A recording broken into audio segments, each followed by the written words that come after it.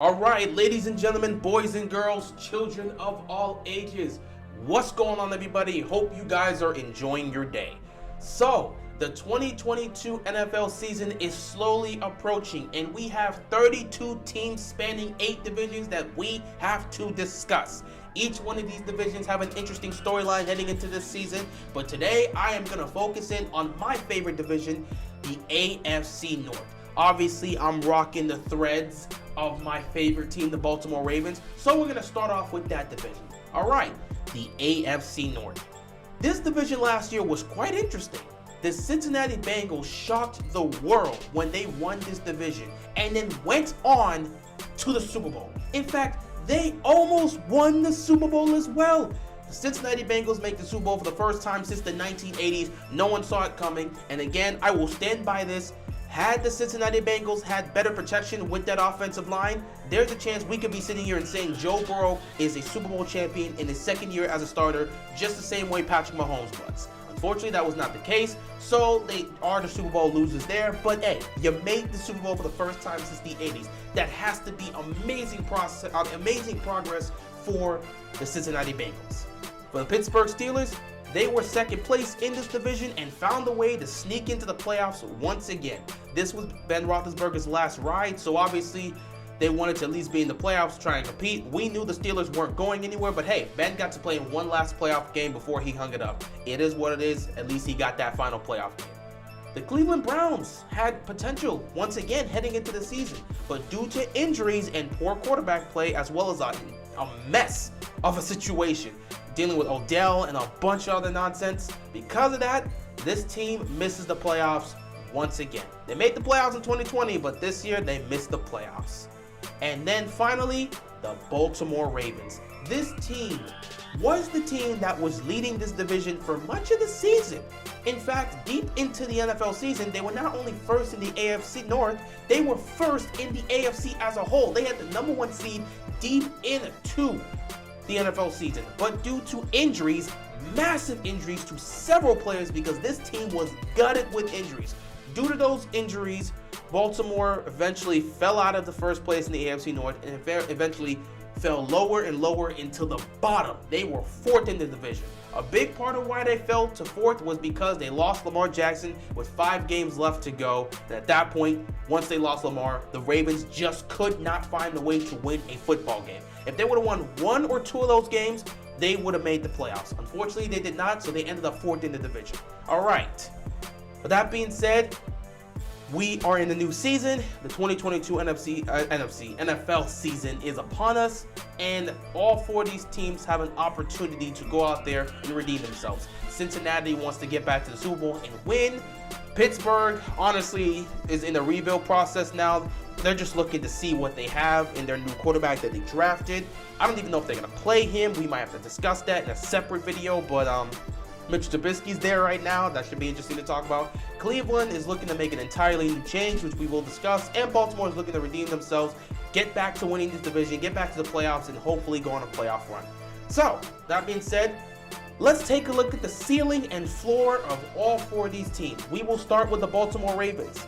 All right, like I said, the Ravens, in the 2021 NFL season, they were the team that was leading this division. Not only that, they were the team that was first in the AFC entirely. This was while they were dealing with massive injuries to several of their key players. Injuries gutted this team and ruined their chance to do anything last year. And because of that, they eventually lost Lamar, and once you lose your franchise quarterback, obviously it's going to be difficult to win a football game, and we saw that with the Ravens.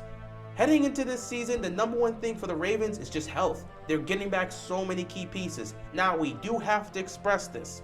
They did lose a piece in Hollywood Brown. They chose to trade him to the Arizona Cardinals. So now, you look at the offense, you're missing another weapon with that receiving core. However, Rashad Bateman's still there, Mark Andrews still there, and it seems like they're looking to give bigger roles to guys like James Prochet and Devin Duvernay. Will that be enough? Who knows? But everybody's coming back healthy. You will be getting your backs back in J.K. Dobbins and Gus Edwards. They're coming back. Everybody in the defense is coming back, and you added to your defense by picking up guys like Marcus Williams and drafting somebody like Kyle Hamilton. So you've added pieces to your secondary. You're getting back a Marlon Humphrey. You're getting back a Marcus Peters. Your defense is supposed to be ferocious next year because, well, ferocious this year because of what you have there. The health you're getting back. This team was in contention while dealing with those injuries. Now that everybody's back to 100%, if they can stay healthy, this team has an opportunity to truly compete and potentially go far in the postseason. Will they go far? We don't know. But when they're healthy, they are most certainly a playoff team. I believe their ceiling for this season with this roster, I believe their ceiling is 13-4. They could be higher than that, potentially win 14 games, but I don't think they're going to be a 14-3 football team this year. I think they could go 13 wins, but other than that, nah.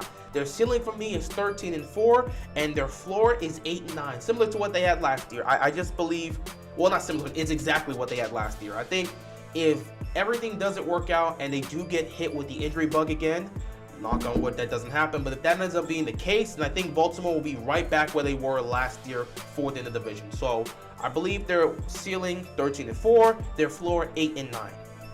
Next up, the Cincinnati Bengals. This team honestly is riding high. This fan base, this franchise is riding high.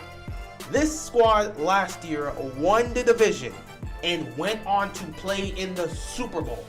The only reason, in my opinion, the only thing that cost them that Super Bowl was their offensive line.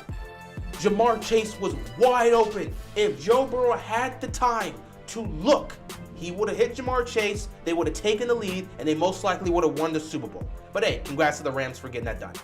And congrats to Aaron Donald for getting Joe Burrow down. So, they're coming off of a loss in the Super Bowl. Their offensive line was a problem. What did they do this offseason? They went out and fixed up their offensive line. They also added a nice piece in Hayden Hurst to add another weapon to that roster. They tooled up, they added pieces to both their secondary and their front seven, but most importantly, they focused in on fixing that offensive line both in free agency and especially in the draft. So that offensive line is bolstered up and they are prepared to take on this division and this conference heading into this season. For the Cincinnati Bengals, I can't lie, I'm glad that they went on that run. But that run, there was some things about that run that didn't feel like it wasn't similar to the Chiefs run where the Chiefs were dominant or they just pulled off epic comebacks and destroyed their teams. This was a run that honestly could have gone either way. The games were very close, especially with the Raiders. That game was very close. There was some issues there. The Raiders had a chance to potentially tie that game, and defense made a play. With the Titans game, the only reason the Bengals won that game is because Ryan Tannehill literally handed them the game. Defense was playing well.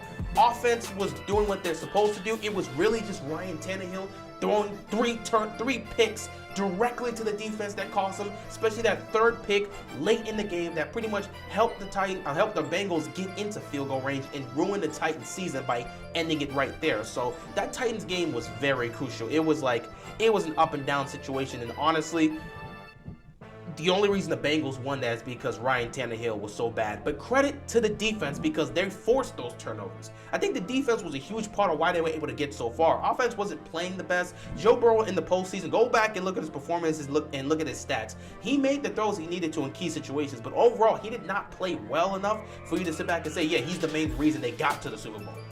But yeah, AFC Championship game was the same thing as well. It was very shaky, very inconsistent, but they won those games. So it felt like it was one of those magical runs as opposed to them establishing themselves as the next great team. However, they have an opportunity to prove us wrong. You've bolstered up your offensive line. What can you do this season? For me, I'm going to say their ceiling is 12-5. I think they're going to be right back in the playoffs again. I don't think they're going to win the division, but I think they're going to be right back in the playoffs again with another opportunity to show us that last year wasn't just a magical run. This is who we are as the Cincinnati Bengals. So I have their ceiling being a little bit lower than the Ravens, but their floor being a little higher. I have their floor at 9-8, potentially 10-7. I think no matter what, because of how Joe Burrow has played and how Jamar Chase has looked and how this defense has looked because they've been building it up over the last couple years, I think no matter what, Cincinnati is going to be a playoff team this season if they're able to stay healthy, especially when it comes to Joe Burrow. If they can protect him and he stays healthy, I think they will be a playoff team. Next up, the Pittsburgh Steelers. All right. There's not much to really say about the Pittsburgh Steelers here. The Ben Roethlisberger era is officially done. Ben retired, and now they're in this new era. They've drafted a young quarterback who we'll see if they even want to play Pickett. But they do have Mitchell Trubisky here as their starting quarterback as of now. They might trade a rookie quarterback that they drafted. I don't know. But in terms of this team and in terms of contention when it comes to the Steelers, there's not much to really say. They're kind of starting over. It's a new era in Pittsburgh. So there's not much really to talk about here. The Steelers, I think their ceiling is 9-8, potentially 10-7. The Steelers, no matter who's at quarterback, Tomlin has been able to keep their record over 500, and they've always been able to compete for a playoff spot, even if they don't get it. And with Mike Tomlin there, and with this defense, I still think they're going to be able to compete for the division. I don't think they're going to win it, and I don't think they're going to make the playoffs, but I think they're going to be around that circle. So I have their ceiling at 9-8, and I have their floor at 5-12. Though I don't think it's going to fall that far. It depends. Like, that defense will have to take a step back for them to fall to 5-12, but I just have it there because you don't really have much in the quarterback position. I mean, Mitchell Trubisky is here to prove himself, but he's not really, there's not much he's bringing to the table here. So, yeah. Even though I have their floor at 5-12, honestly, put money on them being over 500. I think they're going to end the season 9-8. If I was to make a strong prediction right now, the Steelers' record will be 9-8. Mike Tomlin is not going to have a football team under 500. It's never happened in his entire career as a coach. I don't think it's going to happen now, even with Ben gone. So yeah, there's not really much to talk about the Steelers. Defense is still there. You still got a great back in Najee Harris, but other than that, you got some great receivers, obviously, but yeah, the quarterback situation is not great, and right now they're just trying to rebuild and see what's next, try to see if they've got that next great quarterback. I don't know. This is a year where Pittsburgh's probably going to take a step back and just look at what's the next direction for them. If they can make the playoffs, sure, they'll go for it, but what's the next direction? Is Mitchell Trubisky really the future, or is this young guy that they just drafted, is he the guy? They're going to try to figure that out over the next 2 years, so we'll see what happens with that. And finally, the Cleveland Browns. This might be the most interesting team to follow in the AFC North because of what they did this offseason. Cleveland Browns seem to have an issue with Baker Mayfield all throughout last season. Injuries definitely did play a role as to why he and this team was not able to make the playoffs, but there just seemed to be a big disconnect. Obviously, the biggest story with the Cleveland Browns was the whole Odell situation. Apparently, Odell was a problem in the locker room or something. We don't know. Players were all standing by Odell. You kept hearing people talk about him being a problem. Either way, it seems like there was a disconnect between Baker and Odell. There was so much drama that the Browns had to deal with last year involving that situation, and it ultimately led to Odell being released by them. And of course, Odell, once he got released, he went straight to LA, joined up with the Rams, and won a Super Bowl. So that kind of put the franchise, the Browns franchise, in a bad mood, because when this season ended, despite the fact that Baker was injured for much of it, when this season ended, they showed clear intentions to move on from Baker Mayfield. And how did they show those clear intentions? By going out and making the biggest blockbuster trade of the entire offseason. Probably one of the biggest ones we've seen in NFL history, because we've never seen a situation where you get this type of player who's in his prime. They went out and traded for Deshaun Watson. That's crazy. That's insanity if you really think about it, because he's dealing with his whole cases. Obviously, right now, he's dealing with civil cases. They're no longer criminal cases, but he's dealing with civil cases, but that's not the point. They went out and got Deshaun Watson, and at the end of the day, even though they have this guy, we're not sure if he's going to play this year. He could very well be suspended for a year. It's very possible the NFL suspends him for a year. So by picking him up, you may have essentially given up this entire season if the NFL chooses to suspend him, which they most likely will. Now with Deshaun Watson, we know the talent he brings to the table. We know the ability he brings to the table. He's a top 5 quarterback talent. We saw what he did his last year in Houston when he was actually playing. He's put up top 5 numbers. So we know what he brings to the table. His talent on this Browns team makes them a Super Bowl contender. However, that may not be the case this season because he might be suspended. Excuse me. So with that being the case, what happens with Cleveland this year? If Deshaun Watson is suspended, who's going to be their quarterback? Well, Baker Mayfield is still on the roster, but here's a problem. Baker has been very expressive he's been very expressive with us whenever they've asked him. he's done with Cleveland. Cleveland was done with him, so he's done with Cleveland. That relationship does not seem like it can be repaired. So if Deshaun Watson does end up getting suspended, it does not look like Baker Mayfield is going to play a single snap of football with the Cleveland Browns. He would sit out. He's not playing for them. It's over. So if Baker does not play, assuming he doesn't get traded, because we are hearing talks that he could get traded to Seattle. We'll see if that works out. If Baker does not get traded and Deshaun Watson gets suspended, who's going to be the quarterback? Jacoby Brissett. Jacoby Brissett will be the quarterback you take heading into the season. And if that's the case, yeah, Cleveland's not going anywhere.